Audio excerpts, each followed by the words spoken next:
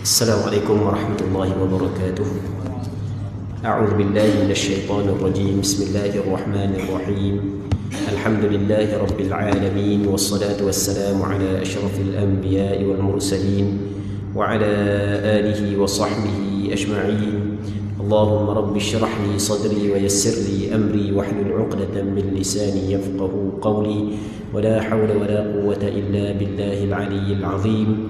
اللهم انفعنا بما علمتنا وعلمنا ما ينفعنا وعلمنا ما جهلنا وذكرنا ما نسينا اللهم يسر ولا تعسر رب تمم بالخير اللهم افتح علينا فتوح العارفين وفقنا توفيق الصالحين اللهم لا سهل إلا ما جعلته سهلا وأنت تجعل الحزن إذا شئت سهلا.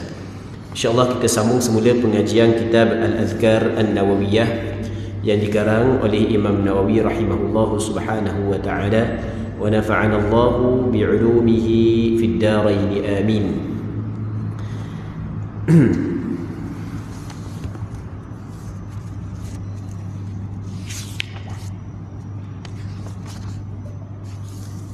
Kita muka surat okay.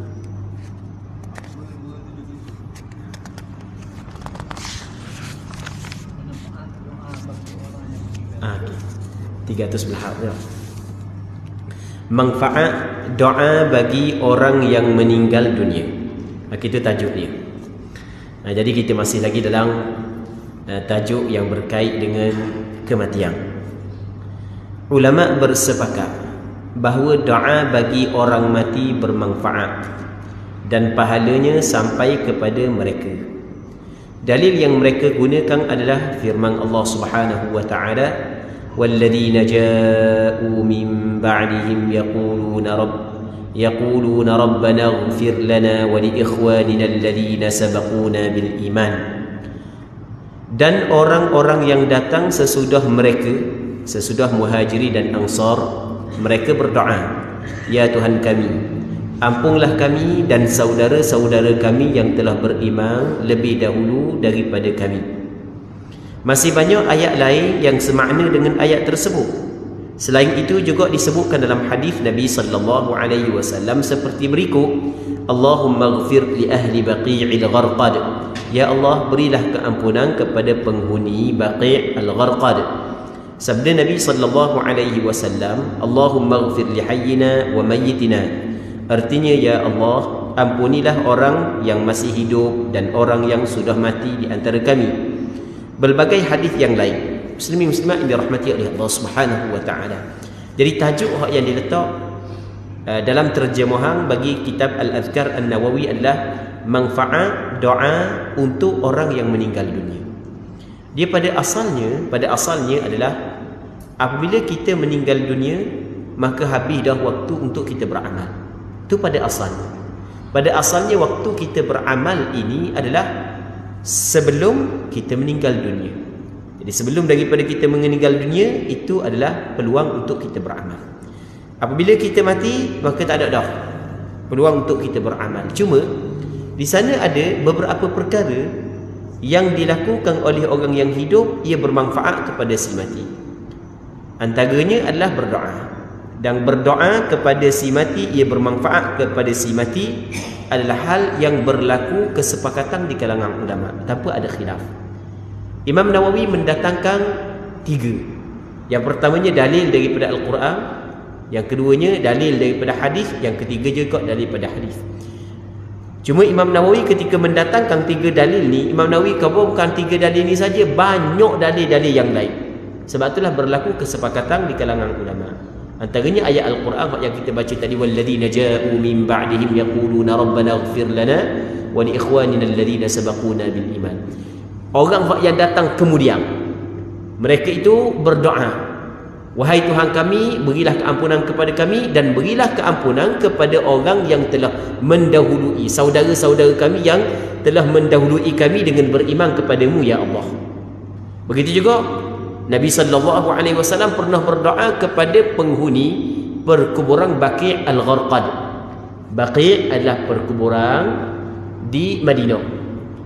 Di Madinah tu ada perkuburan yang dikenali sebagai perkuburan Baqi'. Kata Rasulullah, Allahumma ghfir li ahli al-baqi'il gharqad. Begitu juga antara doa Rasulullah doa Allahumma ghfir li hayyina wa mayyitina. Ya Allah, berilah keampunan kepada orang yang hidup di kalangan kami, orang yang mati di kalangan kami. Seterusnya kata Imam Nawawi lagi, ulama berbeza pendapat tentang sampainya pahala membaca Al-Quran. Antara hak yang berlaku perbezaan pandangan di kalangan ulama, adakah sampai bacaan pahala Al-Quran kepada si mati? Mati dah dia. Mati dah. Al-Fatihah. Kita baca Al-Fatihah. Kita baca Bismillahirrahmanirrahim. Siapa ke amin? Siapa dah pahala kepada si mati? Di sini ulama berlaku khilaf. Baik. Sebab dia ulama berlaku khilaf kerana tidak ada dalil yang jelas. Dia bila tidak ada dalil yang jelas, sebab itulah berlaku khilaf di kalangan ulama. Kalau ada dalil yang jelas, maka tidak berlaku khilaf di kalangan ulama. Jadi tidak ada dalil yang jelas daripada Quran ataupun daripada hadis yang difahami oleh ulama-ulama muktabar bahawasanya ada tuntutan untuk orang yang hidup baca Al-Quran dan dihadiahkan pahala kepada si mati. Tidak ada dalil yang jelas. Sebab itulah ulama berbeza pandangan. Baik. Jadi kita kena faham mana hak yang diberlaku kesepakatan benda orang hidup dapat buat dapat manfaat kepada si mati, dan benda hak yang berlaku khilaf. Supaya kita saat itu mendahulukan benda yang berlaku kesepakatan di atas benda hak yang berlaku khilaf. Kadang-kadang kita ni duduk gaduh benda hak yang berlaku khilaf, mengenepikan benda hak yang berlaku kesepakatan. Jadi sepatutnya kita mendahulukan perkara hak yang berlaku kesepakatan. Hak yang benda disepakati kita buat. Baik. Di samping tu baru di samping. Di samping tu benda hak yang berlaku khilaf kita buat juga selama mana khilaf itu adalah khilaf mu'tabar. Khilaf yang diambil kira. Sebab bukan semua khilaf diambil kira. Khilaf yang berdasarkan kepada dalil baru hak yang diambil kira. Ulama berbeza pendapat tentang sampainya pahala membaca Al-Quran. Yang masyhur, dia sama baca Al-Quran ke berzikir ke, kalau kita kata buat tahlil, yang kita kata buat tahlil, mati buat tahlil, dan siapa ada pahala kepada si mati? Ni berlaku khilaf. Yang masyhur dalam mazhab Imam Syafi'i, dan ni pandangan Imam Syafi'i sendiri, adalah bahawa pahala membaca Al-Quran tidak sampai kepada mayat. Jadi buat tahlil, baca Al-Quran, berzikir tidak sampai kepada si mati. Ini pandangan siapa? Pandangan Imam Syafi'i. Baik. Sedangkan Imam Ahmad, ulama besar juga, Imam Ahmad bin Hanbal dan sekumpulan ulama serta sekumpulan ulama lain daripada sejawat Imam Syafi'i, daripada sejawat. Kita beberapa kali dah kita sebut, dia terjemuh daripada perkataan ashab Asy-Syafi'i. Maksudnya ulama-ulama dalam mazhab Imam Syafi'i, Imam Ahmad bin Hanbal dan sebahagian daripada ulama lain, dan sebahagian ulama dalam mazhab Imam Syafi'i sendiri berpendapat bahawa pahala tersebut sampai kepada si mayat. Baik. Menurut kami, kata Imam Nawawi, sepatutnya bagi orang yang membaca Al-Quran, setelah selesai membaca Al-Quran, sepatutnya orang yang membaca Al-Quran setelah selesai membacanya Al-Quran mengucapkan, Ya Allah, sampaikanlah pahala apa yang aku baca kepada si fulan, wallahu a'lam. Imam Nawawi kata gini, kata Imam Nawawi, kau nak baca ke? Boleh. Imam Nawawi kata nak baca boleh, tapi pada penghujung kita berdoa. Kalau berdoa berlaku kesepakatan bermanfaat kepada si mati. Jadi kita baca Al-Quran, betul kita, Ya Allah, Ya Allah, sampaikanlah pahala baca Al-Quran ini kepada si mati. Jadi Imam Nawawi rahimahullah subhanahu wa ta'ala berpandangan bahawasanya lepas daripada kita baca, kita berdoa. Jadi berdoa itu ia bermanfaat kepada si mati. Dianjurkan pula dengan doa tersebut untuk memberikan pujian bagi si mayat dan menyebutkan berbagai kebaikannya. Tak faham dia yang nak kabur. Tengok kejap. Kadang-kadang terjemahan ni kita tak pun nak faham, kena tengok kat Arab baru kita faham. Baik. Sekejap ya, tengok sekejap.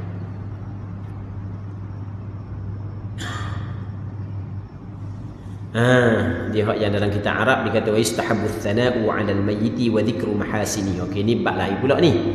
Sunnah kita sebut, kita puji si mati dan kita menyebut kebaikan dia. Itu maksudnya. Dianjurkan pula dalam doa tersebut. Jadi masalah dalam doa terjemah lagu ni sebab yang Arab tak ada perkataan dianjurkan pula dalam doa. Faham apa kita tak faham. Okey, gini hak yang Arab katakan wa yustahabbu thana'u 'ala al-mayyiti wa dhikru mahasini. Dia sunat kita sebut kebaikan si mati. Sunat kita sebut kebaikan si mati. Baik. Lepas tu dia pun bagi hadis. Kami riwayatkan dalam Sahih Al-Bukhari dan Sahih Muslim daripada Sayyidina Anas radhiyallahu anhu, dia berkata, mereka melewati kubur dan mendoakan kebaikan kepadanya. Nabi sallallahu alaihi wasallam bersabda terjadi. Baik. Ini pun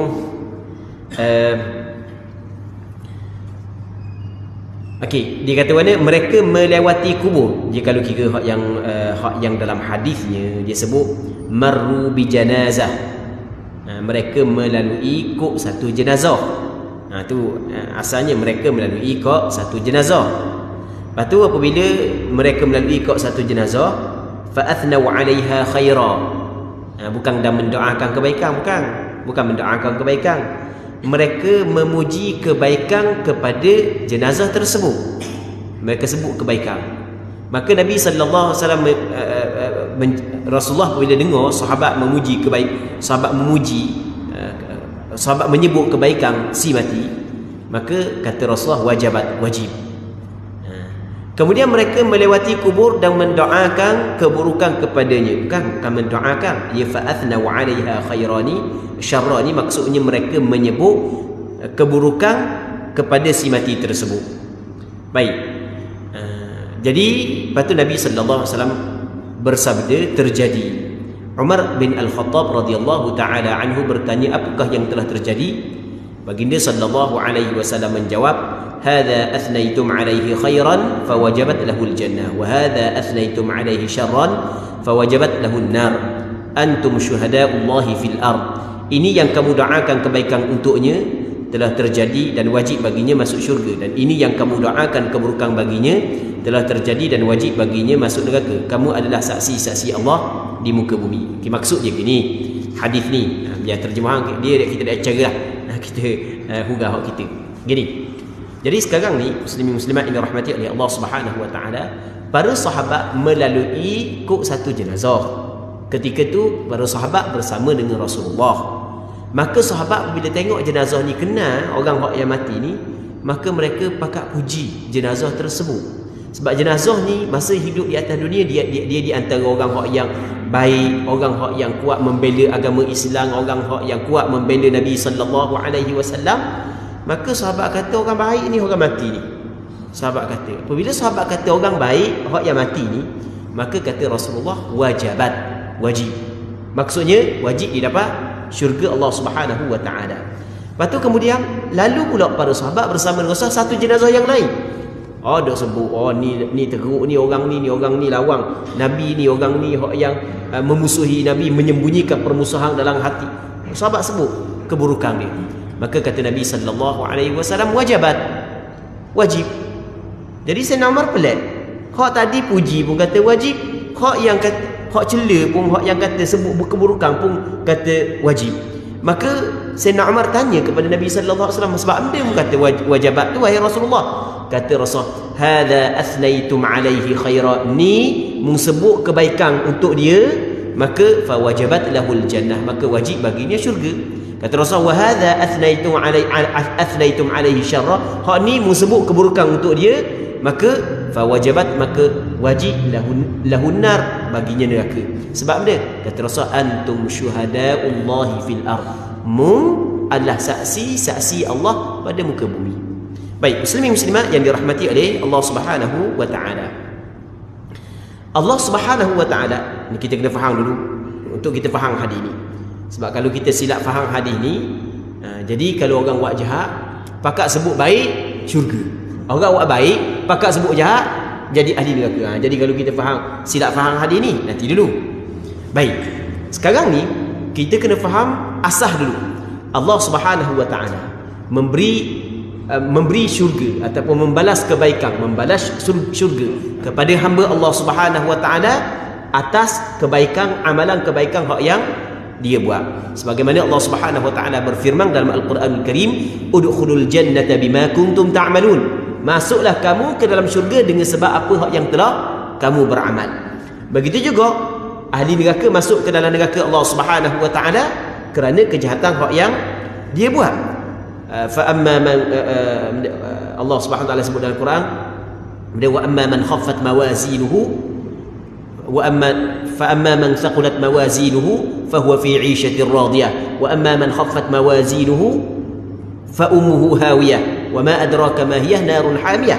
Allah Subhanahu wa taala sebut orang yang berat timbangan amalan dia, kebaikan dia, tempat dia syurga. Orang yang ringan timbangan amalan kebaikan dia, berat timbangan amalan kejahatan dia adalah neraka Allah Subhanahu wa taala. Baik. Sekarang ni hak tu kita kena faham asas dulu.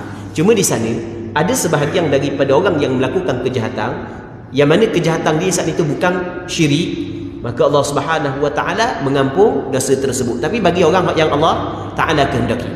Baik. Orang yang beriman, amalan kebaikan dia lebih banyak daripada amalan kejahatan, maka tempat dia adalah syurga Allah Subhanahu wa taala.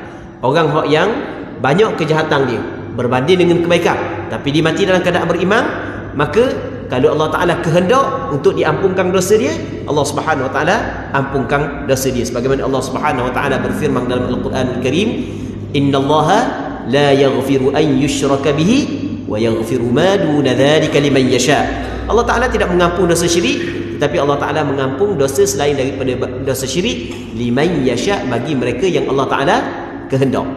Jadi ada di sana orang yang Allah Ta'ala kehendak walaupun melakukan dosa, tapi selama mana dosa itu bukan dosa syirik, Allah Subhanahu Wa Ta'ala mengampunkan dosa dia. Okey, ada golongan yang ketiga yang mana dia ni orang yang ada iman, kejahatan dia lebih banyak daripada kebaikan dan Allah Ta'ala tidak berkehendak untuk mengampun dosa dia, maka akan diletakkan dia dalam neraka, tapi pada penghujungnya juga adalah syurga Allah Ta'ala.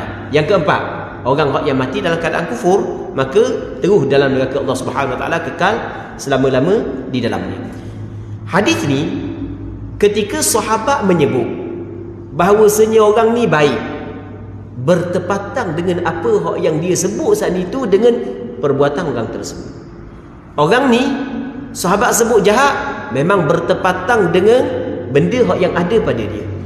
Maka sebab itulah Rasulullah sallallahu alaihi wasallam sebut wajib sebab mung adalah saksi-saksi Allah pada muka bumi. Tapi kalau orang ni orang jahat, mung disebut baik lagu mana pun dia dapat syurga.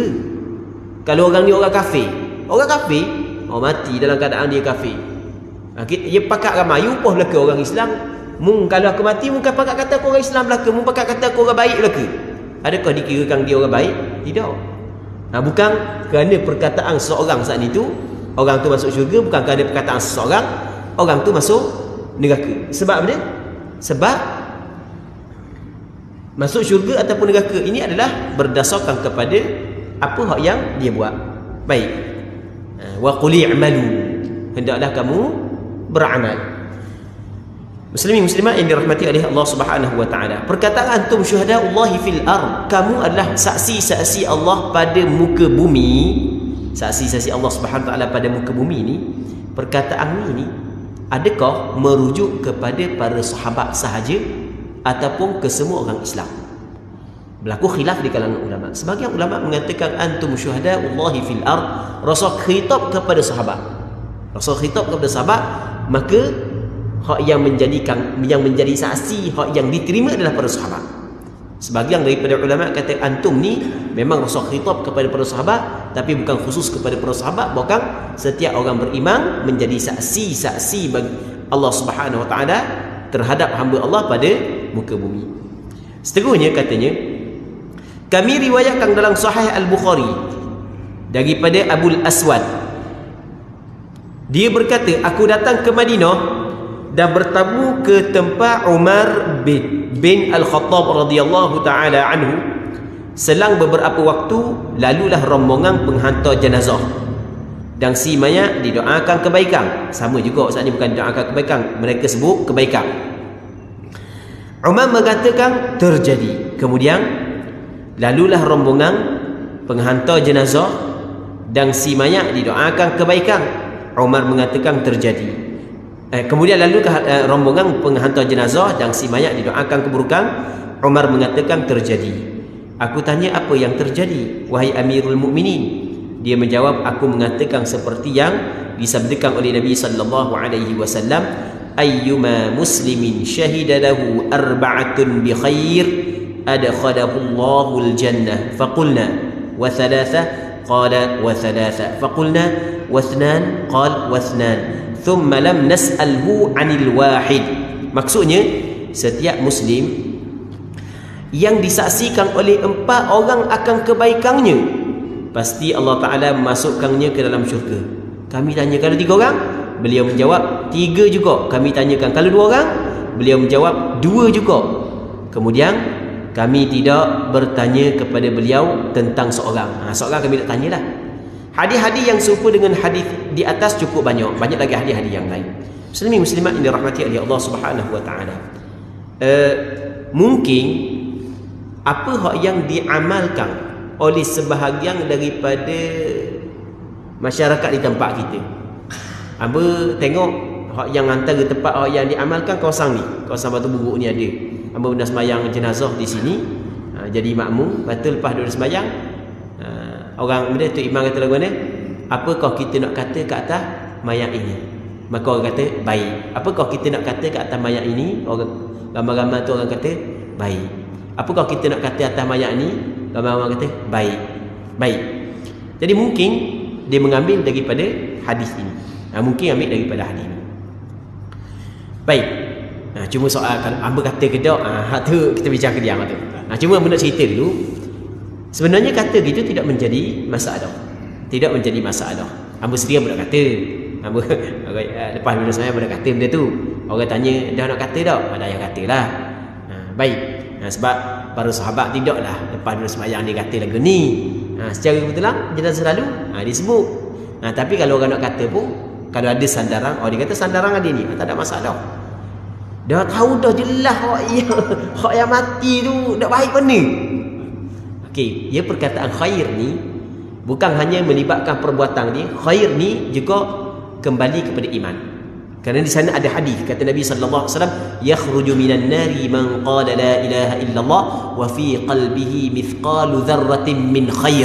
Kata Rasulullah, keluar daripada neraka Allah, akan keluar daripada neraka Allah mereka hak yang mengucap perkataan la ilaha illallah sedangkan ada dalam hatinya sebesar zarah daripada kebaikan. Maksud dari kebaikan di sini iman. Jadi kalau maksud mu nak kata mana atas orang ni baik, maksudnya orang beriman, maka tak ada masalah dah siapa pun. Tapi kalau tahu dah dia saat ni tu tak apa nak baik mana, dia kata maksud baik saat ni tu bukan hanya iman saja, perbuatan, hak tu benda-benda saksi pelawak itu. Hak tu benda saksi pelawak. Jadi hamba kalau misalnya hamba tak tahu lagu mana dia baik ke tak baik ke, hamba senyap je. Tapi kalau orang nak kata tak ada masalah, tapi maksud dia benda kembali kepada iman. Baik. Muslimin muslimat yang dirahmati oleh Allah Subhanahu wa taala. Jadi mana pelik ingat orang kata kita dok ustaz seorang dok kata kata. Tak apalah dok kata-katalah. Budak agak orang kata. Baik. Muslimin muslimat yang dirahmati oleh Allah Subhanahu wa taala. Katanya larangan mencaci orang mati. Kami riwayatkan dalam Sahih Al-Bukhari daripada Aisyah radhiyallahu anha, dia berkata Rasulullah sallallahu alaihi wasallam bersabda, la tasubbul amwat fa innahum qad afdau ila ma qaddamu. Janganlah mencaci orang yang telah mati kerana mereka telah mendapat balasan daripada apa yang telah mereka lakukan. Mereka pergi dah kepada apa hak yang mereka lakukan. Kalau benda hak yang mereka buat benda tu baik, maka dapat benda baik. Kalau mereka buat benda hak tak baik, dapat benda hak yang tidak baik. Tengok Rasulullah sallallahu alaihi wasallam larang, jangan maki kepada si mati. Baik. Seterusnya kami riwayatkan dalam Sunan Abu Daud dan Sunan At-Tirmizi dengan sanad yang dhaif. Didhaifkan oleh Imam Tirmizi daripada Ibnu Umar radhiyallahu anhuma, dia berkata Rasulullah sallallahu alaihi wasallam bersabda, "Uzkuru mahasina mautakum wa kuffu an masawihim." Sebutkanlah kebaikan orang-orang yang telah mati di antara kamu dan diamlah atas keburukan-keburukannya. Hadis ni sebenarnya adalah hadis dhaif.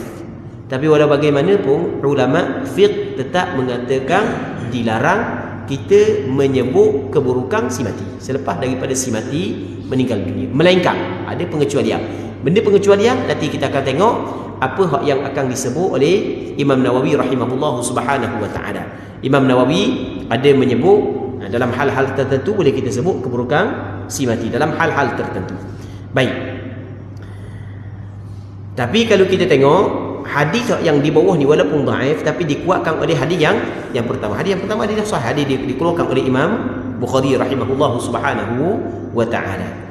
Jadi sebagaimana hak yang apabila ada masa hidup musuh politik kan, mu kata aku kata kamu, tu biasa dia dah musuh politik. Kalau musuh politik pakat puji aku pujimu, dak menang lah gitu. Baik, mu kata aku kata kamu, biasa dia dah. Tapi agak apabila mati pakat sebut kebaikan, sebenarnya bagus, sebenarnya itu adalah anjuran daripada syarak. Tapi bukanlah bermakna bukanlah bermakna ketika kita sebut kebaikan dia bermakna kita memuji segala apa hak yang dia buat. Bukan begitu. Tapi kita buat lagu tu adalah kerana nak mengikut apa hak yang diajar oleh syarak. Baik. Tapi kadang-kadang orang tidak faham bab ni. Katanya ulama mengatakan, kata Imam Nawawi, ulama mengatakan haram hukumnya mencaci seorang muslim yang sudah meninggal dunia. Jadi mencaci orang Islam ni bukan hak yang hidup je haram, bahkan orang mati pun tak boleh. Selama tidak memperlihatkan kefasikannya, dia ada buat pengecualian, melainkan kalau orang tu memang orang hak yang menzahirkan maksiat dia. Orang hak yang memang menzahirkan maksiat dia. Kita pada asalnya dalam bab mengumpat orang, kita tidak boleh mengumpat orang, sebut keburukan orang tak boleh. Melainkan kalau orang saat itu memang dia menzahirkan kefasikan dia. Jadi kalau dia sendiri menzahirkan, tak ada masalah lah kita nak sebut pun. Sebab dia tidak menyembunyikan kejahatan dia. Kalau dia menyembunyikan kejahatan dia, tak boleh lah. Dia bab mengumpat ni, dia ada benda yang diharuskan. Antaranya adalah walimudhirin fisqa. Bagi orang yang menzahirkan maksiat dia, dia yang buat maksiat, dia sebar dalam Facebook dan seumpamanya, maka tak apa kita kata pun tak ada masalah. Sebab dia tidak menyembunyikan perkara tersebut. Baik. Seterusnya, sedangkan orang kafir dan orang yang memperlihatkan kefasikannya daripada golongan kaum muslimin, dalam hal ini ada perbezaan pendapat di kalangan ulama salaf. Ulama salaf berbeza pandangan juga dah. Orang yang mati dah, tapi di masa di atas dunia dia menzahirkan kefasikan dia. Adakah lepas daripada mati boleh kita sebut tentang keburukan dia? Dia sebab sebut tentang keburukan orang ni, dia sedap. Dia sedap. Sedap awak cakap. Sedap awak cakap. Sebut keburukan orang kan? Sedap. Orang sebut keburukan kita baru dah sedap. Jadi gitu. Katanya terdapat berbagai nas yang saling bertolak belakang. Maksud dia yang saling bertolak belakang, maksudnya nanti kita tengok yang Arab pula. Kita tengok Arab. Katanya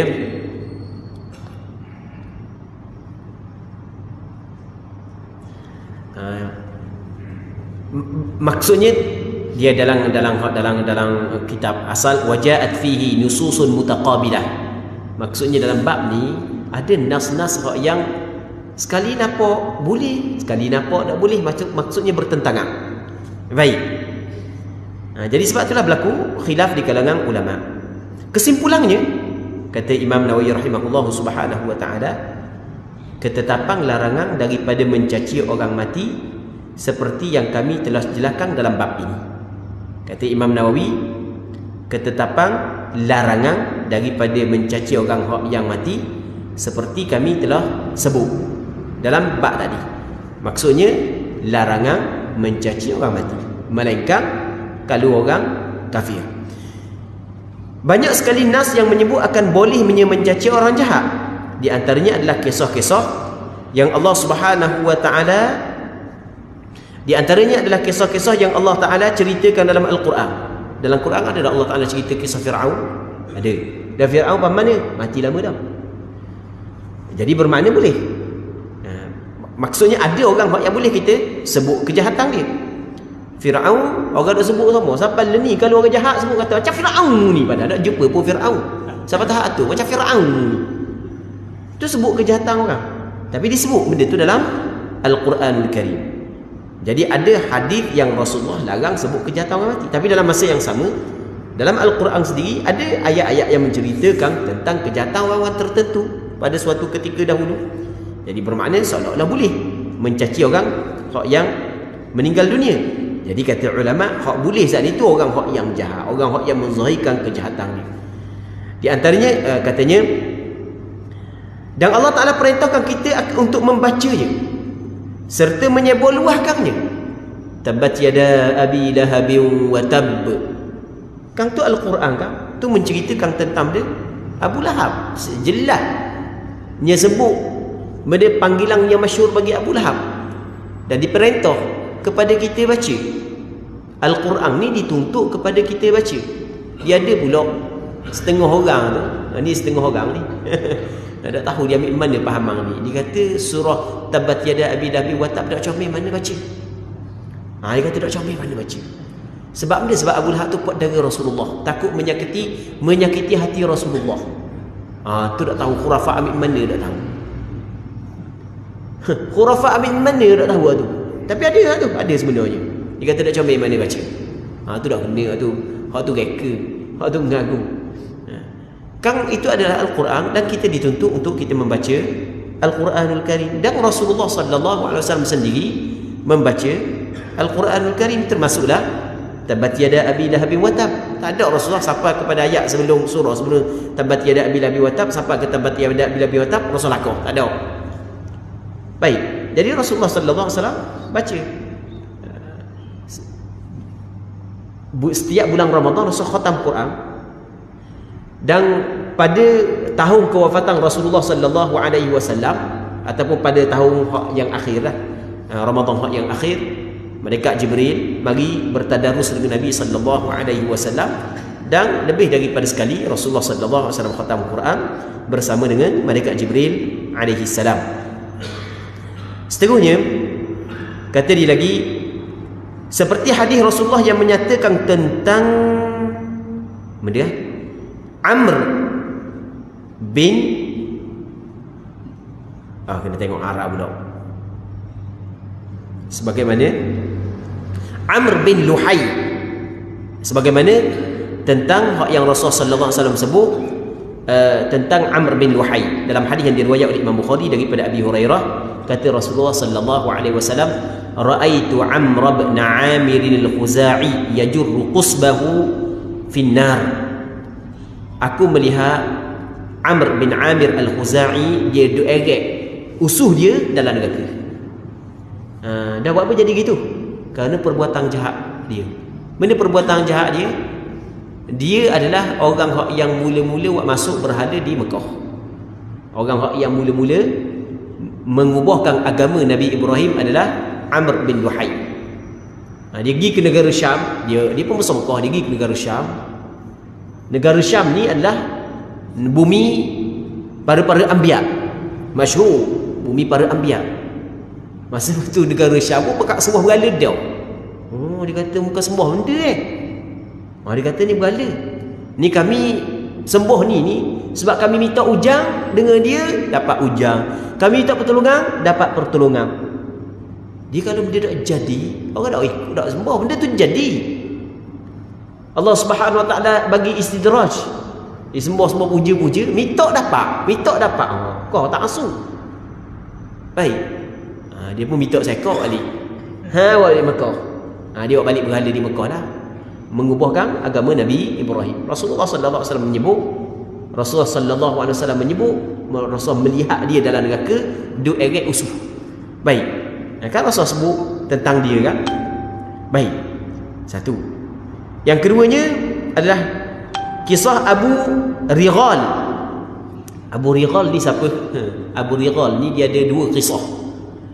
Cuma merekahkan ceritanya. Dia Abrahah ketika dibuat Kaabah, dia nak suruh orang Arab saat itu mari ke Kaabah dia, tawaf buat haji ke Kaabah dia. Orang Arab tak layak. Orang Arab tak layak. Jadi Abrahah marah. Dia pun marah. Lepas tu dia pun, ni dipendekkan cerita lah, dia pun kerah tentera-tentera dia, termasuklah gajah, nak pergi perutuh Kaabah. Tapi tak kena jalan untuk menuju di Mekah, dia tak kena jalan. Jadi bila tak kena jalan, dia cari orang Arab hak yang boleh tunjuk jalan. Tanya orang Arab, jumpa dengan orang Arab tu WPT tak apa, jumpa orang Arab ni WPT tak apa. Orang Arab dia tidak menjual benda hak yang dia pegang dengan harta dunia masa tu, walaupun sebahagiannya menyembah berhala, tak layak. Tapi jumpa dengan Abu Righal ni molek-molek ada. Dia ambil piti tak sekarang. Ambil piti dia bawa Abrahah tunjuk. Pergi ke sana. Lepas daripada tu, orang Arab jadikan dia ni sebagai orang Arab meletakkan nama mana-mana pengkhianat dalam kalangan orang Arab, nama kepada diberi gelaran Abu Righal. Mana-mana pengkhianat. Dia memang jadi ketua pengkhianat di kalangan orang Arab. Sebab tak ada lagi kalangan orang Arab khianat kepada bangsa sendiri. Tak ada lagi masa tu. Ni khianat kepada bangsa sendiri. Suruh orang lain, orang-orang dia, orang Habasyah, mari untuk runtuh Kaabah yang menjadi tempat tumpuan orang Arab. Cari orang tu tak ampuh, cari orang ni tak ampuh, macam-macam cari orang. Last sekali jumpa Abu Righal, dia terima dak sekarang. Dia khianat kepada agama dia, bangsa dia. Baik, sampai ke lepas daripada tu, setiap kali orang pergi Mekah, balik pergi Mekah, lalu kok kubur Abu Righal dulu untuk untuk melotong pula sekali. Ambil batu pakat melotong. Memang hina sungguh Abu Righal. Yang mana Nabi sallallahu alaihi wasallam menyebut tentang Abu Righal dalam hadis Rasulullah sallallahu alaihi wasallam. Dia sebenarnya ada dua cerita Abu Righal ni. Baik. Itu merekahlah cerita. Lepas tu kisah orang yang mencuri barang orang yang sedang melaksanakan ibadat haji dengan tongkat yang kepalanya berlekok. Baik. Juga kisah Ibnu Jud'an, Abdullah bin Jud'an. Yang mana Abdullah bin Jud'an ni panjang jugalah cerita dia. Berlaku di zaman sebelum daripada Rasulullah dilantik menjadi Nabi, masa zaman Rasul muda-muda dulu, berlaku satu peperangan yang dikenali sebagai Harbul Fijar, yang mana Rasulullah juga di antara orang yang hadir sekali. Abdullah bin Jud'an ni di antara pemimpin dah dalam peperangan tersebut, dan dia ni orang yang masyhur dengan seorang yang cukup pemurah. Dia dilahirkan 20 tahun sebelum daripada tahun bergajah. Sebelum daripada tahun gajah dia dilahirkan, 20 tahun sebelum daripada tu dia dilahirkan. Tak silap ingat di Taif rasanya, tak silap ingat. Dipendekkan cerita, dia asal pada asalnya orang-orang miskin, orang susah, orang tak ada benda, tapi terjumpa harta karun. Jadi akhirnya jadi kaya. Dipendekkan cerita, akhirnya jadi pembesar dia. Orang yang orang dengar dah perkataan dia, percakapan dia. Baik, dan masa dia jadi kaya tu dia orang pemurah sungguh. Orang yang cukup pemurah. Sehingga kan dalam hadis yang diriwayatkan oleh Imam Muslim, Aisyah khabar kepada Rasulullah, ya Rasulullah, inna ibna Jud'an kana yut'imu at-ta'am wa yuqri ad-dhaif, fahal yanfa'uhu dhalika yawm al-qiyamah? Wahai Rasulullah, sesungguhnya Ibnu Jud'an dia sentiasa beri makan kepada orang. Dia sentiasa bagi makan kepada tetamu, bagi makan kepada orang masyarakat setempat, beri makan semua. Lepas tu mana-mana tetamu dia bagi makan. Adakah perkara tersebut memberi manfaat kepada dia pada hari kiamat? Kata Nabi sallallahu alaihi wasallam, la, tidak memberi manfaat. Nah, kan sebut keburukan ni kan tidak memberi manfaat. Sebab dia innahu lam yaqul yawman rabbighfirli khati'ati yawmaddin. Kerana tidak pernah pun satu hari pun dia pernah mengucapkan dengan mulutnya, wahai Tuhanku, ampunilah untukku kesalahanku pada hari pembalasan. Dia tidak pernah keluar daripada mulut dia begitu. Maksudnya dia tidak beriman kepada Allah Subhanahu wa taala, dan dia tidak pernah meminta keampunan daripada Allah Subhanahu wa taala. Jadi kebaikan-kebaikan dia haba'an manthura, tidak ada pahala. Baik.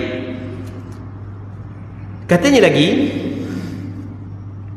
dan yang lain-lain banyak lagi lah. Juga hadis yang sahih, hadis sahih yang kami paparkan ketika ada rombongan penghantar jenazah kemudian didoakan dengan keburukan. Perkara itu tidak dilarang oleh Rasulullah, bahkan baginda sallallahu alaihi wasallam bersabda wajibat, terjadi. Baik, itu di antara sandaran boleh menyebut keburukan orang yang meninggal dunia, tapi ada syarat-syarat dia.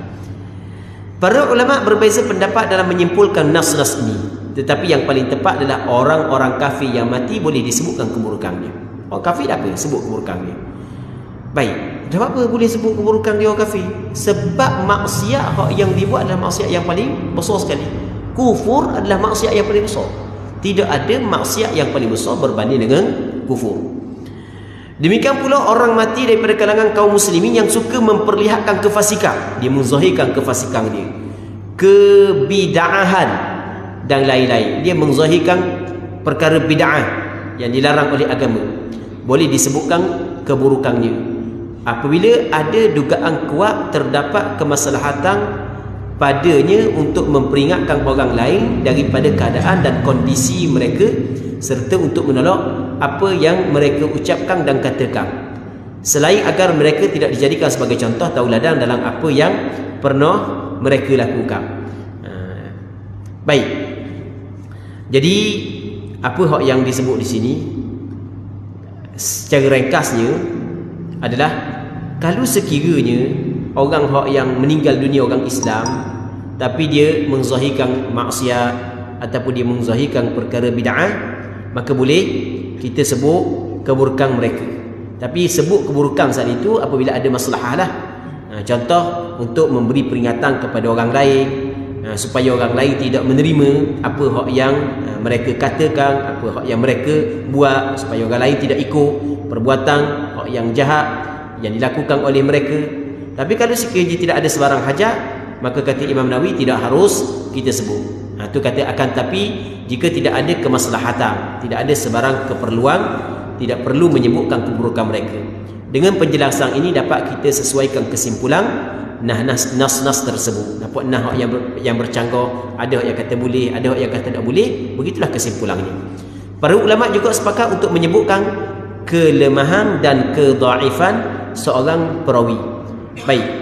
Jadi kalau kita tengok ulama-ulama hadis, mereka membicarakan tentang keburukan orang lain. Ada hadis ni ambil daripada siapa ni? Ambil daripada ni. Oh, orang ni tak diambil hadis ni, pelawak orang ni padahal orang yang ambil tu mati dah. Ambil daripada ni, ada leh pendusta orang ni. Tak boleh ambil hadis ni tidak pernah ingat mana. Kan sebut keburukan orang meninggal dunia kan? Sepakat ulama mengatakan boleh. Baik, sepakat ulama mengatakan boleh menyebut hal tersebut kerana ada maslahat. Setengahnya doa pengziarah kubur. Cuma terjemahan dia saat itu, terjemahan dia tu nak apa, nak faham mana terjemahan. Jadi dia buat kesimpulan daripada apa yang disebut oleh Imam Nawawi dalam kitab Al-Azkar. Doa pengziarah kubur. Kami riwayatkan dalam Sahih Muslim daripada Aisyah radhiyallahu anha, dia berkata bahawa pada malam gilirannya bersama Rasulullah, setiap akhir malam baginda selalu pergi menuju Baqi' dan mengucapkan. Rasulullah sallallahu alaihi wasallam sampai giliran Aisyah tengah malam ada, Aisyah tadi tak ada. Rupanya pergi mana? Pergi di perkuburan Baqi'. Buat benda. Rasulullah sallallahu alaihi wasallam pergi di perkuburan Baqi' mengziarahi sahabat-sahabat dia yang sebahagian daripada sahabat dia yang telah meninggal dunia. Jadi ziarah kubur ni adalah disunatkan berpandukan kepada perkataan Rasulullah dan berpandukan kepada perbuatan Rasulullah. Perkataan Rasulullah kata kuntu nahaitukum an ziyaratil qubur ala fazuruha fa innaha tudzakkirul akhirah. Dulu aku larang kamu ziarah kubur, tapi sekarang ziarahlah, sebab ziarah kubur ni dia mengingati akan akhirat. Dan Rasulullah sendiri tengah-tengah malam senyap pergi kubur. Kita tak pernah pergi malam-malam, takut. Takut kita. Senyap-senyap tengah-tengah malam senyap pergi kubur. Gagak sekali. Siang tak pernah pergi dah. Malam aku jauh sekali tau. Baik. Tebih-tebih pergi tengah-tengah malam, orang hok lalu pula kata atu ada kubur. Katanya lagi, ketika Rasulullah pergi ke Baqi', Rasulullah mengucapkan Assalamualaikum dara qaumin mu'minin wa atakum ma tu'adun ghadan mu'ajjalun wa inna insya'allahu bikum lahiqun Allahumma ighfir li ahli baqi'il gharqad. Ini perkataan Rasulullah. Rasulullah katakan semoga kesejahteraan dilimpahkan ke atas kamu. Alaikum, kepada kamu. Siapa kamu? Wahai kaum mukminin, telah datang apa yang telah dijanjikan kepada kamu. Mati nampak dah lah dia yang Rasulullah khabar akan berlaku. Esok nasib kamu telah ditentukan. Sesungguhnya kami apabila Allah Ta'ala menghendaki akan bertemu dengan kamu. Ya Allah, ampunilah penghuni Baqi' al-Gharqad. Jadi kalau kita nak pergi kubur, sunat ni kita baca doa ni. Doa hak yang Rasulullah ajar ni. Tapi hak belakang tu tak payahlah. Li ahli Baqi'il Gharqad tu tukarlah. Sebab ahli Baqi' ni ahli perkuburan Baqi'. Kalau kapur kita ni bukan Baqi'. Dia bahang li ahli Baqi'il Gharqad. Hak tu nak kena lah. Allahumma ighfir li ahli Baqi'il Gharqad. Padahal pergi kapur ni je. Kubur tepi-tepi ni je. Tu nak kena lah. Sebab Baqi' ni nama perkuburan yang terletak di Madinah. Kalau kita kata Allahumma ighfir li ahli hadhil qubur sebagai contoh. Ya Allah, dah pandai bahasa Arab, apa Melayu tak apa. Ya Allah, bagilah keampunan kepada penghuni-penghuni kubur ini. Baik. Sunat ni kita baca kalau kita kubur baca doa ni. Sunat. Cuma nak baca ni macam kita kabur dah sebelum ni. Dia kena ngapal baca. Kalau siapa kubur dok ngapal nak baca cari kitab pakai nak baca dah, dok jumpa cari. Baik. Kami riwayatkan dalam Sahih Muslim juga daripada Aisyah, dia berkata, apa yang harus ku ucapkan wahai Rasulullah? Maksudnya ketika berziarah kubur, baginda sallallahu alaihi wasallam bersabda, quli assalamualaikum ahlad diyari minal mu'minina wal muslimin wa yarhamullahu al mustaqdimina minkum wa minna wal mustakhirin wa inna insyaallahu bikum lahiqun.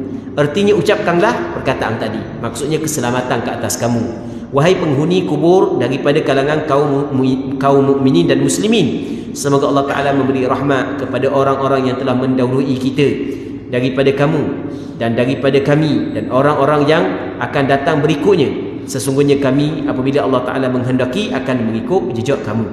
Ini doa yang Rasulullah ajar kepada Aisyah. Aisyah kata, Rasulullah, kalau hamba pergi kubur benda hamba nak kata. Rasul kata baca doa ni. Assalamualaikum ahlad diyaril mu'minina wal muslimin. Ini doa yang Rasulullah ajar kepada Aisyah apabila Aisyah pergi kubur. Maka mazhab Hanafi, mazhab Hanafi menjadikan hadis ini sebagai sandaran bahawa sedia sunat perempuan ziarah kubur. Sebab Aisyah tanya Rasulullah, kalau hamba pergi kubur benda yang hamba nak baca. Baik. Namun majoriti ulama mengatakan makruh. Kerana di sana ada hadis yang lain, Rasulullah melaknat perempuan-perempuan yang sering menziarahi kubur. Rasulullah melaknat perempuan yang sering menziarahi kubur. Sebab dia, sebab orang puan ni kalau dia ziarah kubur, hati dia nipi, nangis, meratap kematian. Maksudnya ruang untuk dia melakukan kemungkaran terbuka di hadapan dia. Maka untuk menutup ruang tersebut, makruh perempuan ziarah kubur. Tapi mazhab Hanafi kata sunat. Mazhab Hanafi kata sunat. Setengahnya kami riwayatkan dengan sanad-sanad yang sahih dalam Sunan Abi Dawud, Sunan An-Nasa'i, Sunan Imam Ibn Majah daripada Abi Hurairah radhiyallahu anhu bahawa Rasulullah sallallahu alaihi wasallam pernah pergi menuju perkuburan dan mengucapkan Assalamualaikum dara qaumin mu'minin wa inna insyaallahu bikum lahiqun. Ini yang paling pendek sikit Pendek, dia panjang-panjang tu. Ni pendek sikit. Dia ada lega sikit. Mudah sikit ngapai ni. Semoga kesejahteraan dilimpah ke atas kamu, wahai kaum mukminin. Sesungguhnya kami apabila Allah Ta'ala menghendaki akan bertemu dengan kamu. Dia pergi dulu. Dah lama kita pula. Sama masa dia kita. Dah kira sakit sihat. Kadang-kadang hak sihat. Tak ada dah. Mati dah. Sampai masa. Sebab kita baka mati belaka, bukan baka kekal kita ni. Seterusnya, kami riwayatkan dalam kitab At-Tirmidzi daripada Ibnu Abbas radhiyallahu anhuma, dia berkata, lalu Rasulullah sallallahu alaihi wasallam di hadapan kubur penduduk Madinah, baginda menghadap ke arah perkuburan dan mengucapkan, Assalamualaikum ya ahlal qubur, yaghfirullahu lana wa lakum, antum salafuna wa nahnu bil athar. Maksudnya dia, semoga kesejahteraan dilimpah ke atas kamu, wahai penghuni kubur. Semoga Allah Ta'ala mengampuni kami dan kamu. Kamu telah mendahului kami dan kami akan menyusul kamu. Imam Tirmidzi mengatakan hadis ini adalah hadis hasan. Kami riwayatkan dalam Sahih Muslim daripada Buraidah radhiyallahu anhu, dia berkata Nabi sallallahu alaihi wasallam mengajar kepada mereka apabila berziarah ke kubur, hendaklah mengucapkan Assalamualaikum ahlad diyari minal mu'minin wal muslimin wa inna insya'allahu bikum lahiqun wa yarhamullahu al-mustaqdimin minna wal mustakhirin nas'alullaha lana wa lakumul afiyah. Artinya, keselamatan ke atas kamu wahai penghuni kubur daripada kalangan kaum mukminin dan muslimin. Kami insya-Allah akan bertemu kamu. Kami memohon kepada Allah kesejahteraan bagi kami dan kamu. Kalau kita tengok banyak hadis yang menceritakan cara bacaan ketika kita pergi kubur. Jadi riwayat oleh beberapa orang sahabat yang berbeza. Ini menunjukkan bahawasanya ziarah kubur adalah suatu tuntutan yang kuat di dalam agama kita. Ziarah kubur adalah sunnah muakkadah. Tambah-tambah kalau orang yang kuat sangat dunia, pergi ke kubur untuk ingat kepada akhirat. Allahu akbar. Mana ni nak jaga sembahyang Jumaat tak apa nak dang lah ni. Tak apa nak dang lah ni, sibuk sangat. Pergi kubur. Pergi kubur kita pergi kubur buat benda. Pergi kubur tengok ni mati dah, orang ni mati dah. Sampai masa aku ni tempat aku pusing kat mana-mana. Hak ni naik terbang, kapal terbang pergi situ, pergi sini, last kali pas sini juga. Sampai sini tak apa lagi. Cuma cuba fikir pula benda lepas daripada ni nak jadi kepada aku. Dia bukan ingat mati saja, ingat benda yang akan berlaku selepas daripada mati. Memperbanyakkan mengingati kematian adalah perkara yang dituntut. Kata Rasul, akthiru dzikra hadhimil ladzat. Perbanyakkan menyebut perkara yang menghilangkan kelazatan. Tapi maksud ingat kematian yang dituntut saat itu adalah ingat kematian yang meningkatkan, yang menjadi penyebab untuk kita meningkatkan amalan kebaikan kita. Bukan semata-mata ingat kematian gitu dah. Kalau semata-mata ingat kematian gitu, macam bercerita sebelum ni, buat kereta laju lah. Duduk tepi bawa kereta boleh 190, mana? Tok ke puan tepi kita bawa 190. Ingat Allah, astagfirullah, mati dah. Tu tidak ditutup begitu. Jadi tutup kita ingat kematian yang meningkatkan, yang membantu untuk kita meningkatkan amalan, meningkatkan bekalan kita setelah daripada kita meninggal dunia. Baik. Kami riwayatkan dalam kitab An-Nasa'i dan Ibnu Majah dengan lafaz demikian dengan tambahan antum lana faradda wa nahnu lakum tab'. Kamu adalah pendahulu kami dan kami akan mengikut kamu. Kami riwayatkan dalam kitab Imam Ibn Sunni daripada Aisyah radhiyallahu anha bahawa Nabi sallallahu alaihi wasallam datang ke Baqi' dan mengucapkan Assalamualaikum dar qaumin mu'minin antum lana faradda wa inna bikum lahiqun. Semoga kesejahteraan dilimpahkan ke atas kamu wahai kaum mukminin. Kamu adalah pendahulu kami dan sesungguhnya kami akan mengikuti dengan kamu. Ya Allah, Engkau janganlah mencegah kami daripada pahala mereka dan Engkau janganlah menyesatkan kami setelah mereka. Dan disunatkan bagi penziarah untuk banyak membaca Al-Quran, berzikir dan mendoakan penghuni kubur. Kata sunat, kata Imam Nawawi, sunat bagi penziarah kubur untuk banyak membaca Al-Quran ketika datang kubur. Dan Imam Nawawi suka baca Quran kubur saat itu saja-saja Imam Nawawi ke? Ada sandaran. Sandaran dia hadis yang kita bincang sebelum ni. Hadis daripada Amr bin Al-As. Ingat tak sebelum daripada nikah? Amr bin Al-As suruh baca Al-Quran di kubur. Ada sebahagian daripada sahabat memang pesan begitu. Lepas dia mati suruh dibaca sedikit daripada Al-Quran, kerana mengharapkan rahmat Allah Subhanahu Wa Taala turun ketika membaca Al-Quran. Berzikir dan mendoakan penghuni kubur itu serta semua orang yang telah meninggal dunia daripada kalangan kaum muslimin. Dianjurkan pula untuk banyak berziarah dan memperbanyakkan berdiri di kubur orang-orang soleh. Ini apa yang disebut oleh Imam Nawawi rahimahullah subhanahu wa ta'ala. Seterusnya larangan menangis dan meratap di kubur. Tadi kata sunat ziarah kubur. Lepas ni nak cerita pula benda yang dilarang bagi orang yang ziarah kubur. Benda ni jangan buat. Ketika mu ziarah kubur jangan buat benda ni. Jadi insya-Allah kita akan sambung pada minggu-minggu akan datang. Sekiranya dipanjangkan umur, untuk malam ni kita berhenti sini dulu. Kita mengharapkan apa yang kita bincang ada manfaatnya dan ada keberkatannya. Allah Subhanahu wa taala a'la wa a'lam. Allahumma haqqiqna bittiba'i nabiyyika Muhammadin sallallahu alaihi wasallam zahiran wa batinan. Allahumma inna nas'aluka al-ikhlas fil qawl wal 'amal. Allahumma akhtim lana bi husnil khatimah wa la takhtim 'alaina bi su'il khatimah. Allahumma 'amilna bima anta lahu ahlun wa la tu'amilna bima nahnu lahu ahlun. Fa innaka ahlut taqwa wa ahlul maghfirah. وصلى الله وسلم وبارك على سيدنا محمد وعلى آله وصحبه أجمعين والحمد لله رب العالمين.